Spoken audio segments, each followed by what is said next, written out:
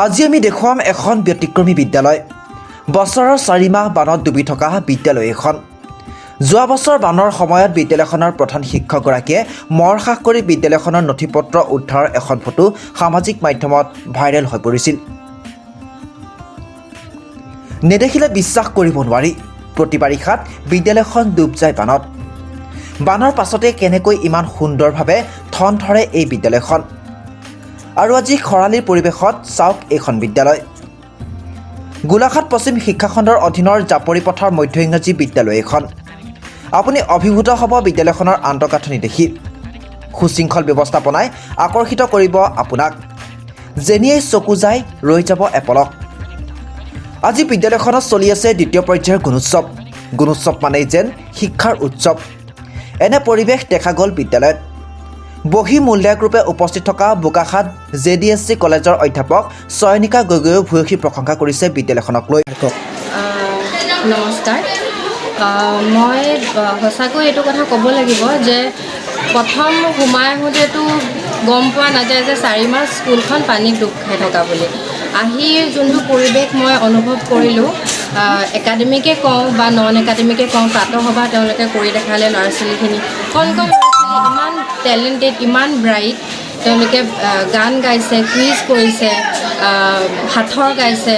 মানে ল'ৰা ছোৱালীখিনি খুব, যদিও অঞ্চলটো বহুত ভিতৰুৱা, দুৰ্গম বুলিও ক'ব পাৰি ধৰক, হ'লেও মানে টাউনতকৈ পিছপৰা বুলি ক'ব নোৱাৰি, কেতিয়াও ক'ব নোৱাৰি।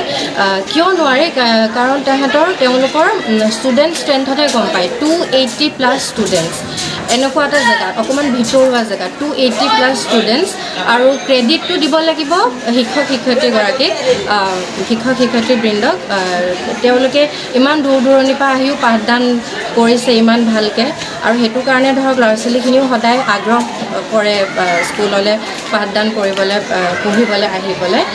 আৰু মই আজি আহি ধৰক প্ৰথমতে যোনখিনি গুণোৎসৱৰ প্ৰিপেৰেশ্যনখিনি ধৰক মই যোনখিনি চালোঁ, অলম'ষ্ট ক'বই লাগিব গোটেইখিনি প্ৰিপেৰেশ্যন তেওঁলোকে খুব সুন্দৰকৈ কৰিছে।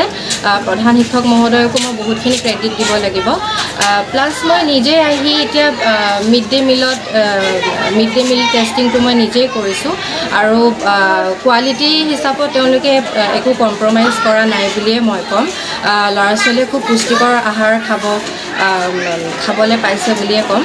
আৰু অনুভৱ হিচাপেতো মোৰ খুবেই ভাল লাগিছে। যদিও আজি মোৰ দ্বিতীয়টো দিন গুণোৎসৱৰ, যদিও অকণমান ভিতৰুৱা জেগা, কিন্তু মোৰ খুব ভাল লাগিছে আহি ল'ৰা ছোৱালীখিনিৰ লগত কথা পাতি।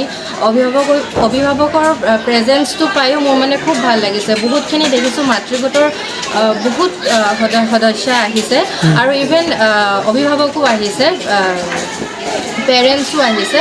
সেইকাৰণে তেওঁলোকৰ লগত ইণ্টাৰেকশ্যন কৰিও খুব ভাল লাগিছে। আৰু আশা কৰিছোঁ স্কুলখনৰ তথা ল'ৰা ছোৱালীখিনিৰ এটা উজ্জ্বল ভৱিষ্যত। ধন্যবাদ। প্ৰধান শিক্ষক দীপেন সন্দিকৈৰ নেতৃত্বত থকা শিক্ষকসকল, পৰিচালনা সমিতি, মাতৃগোট, অভিভাৱকৰ উপস্থিতিয়ে বিদ্যালয়খনৰ প্ৰতি তেখেতসকলৰ দায়বদ্ধতাৰ উদাহৰণ দাঙি ধৰিলে। অন্যান্য কাৰ্যসূচীৰ লগতে বিদ্যালয়খনৰ এখন প্ৰাচীৰ পত্ৰিকা অংকুৰণো উন্মোচন কৰে অৱসৰপ্ৰাপ্ত শিক্ষক বুবুল দত্তই। News desk report, reporter live Assam.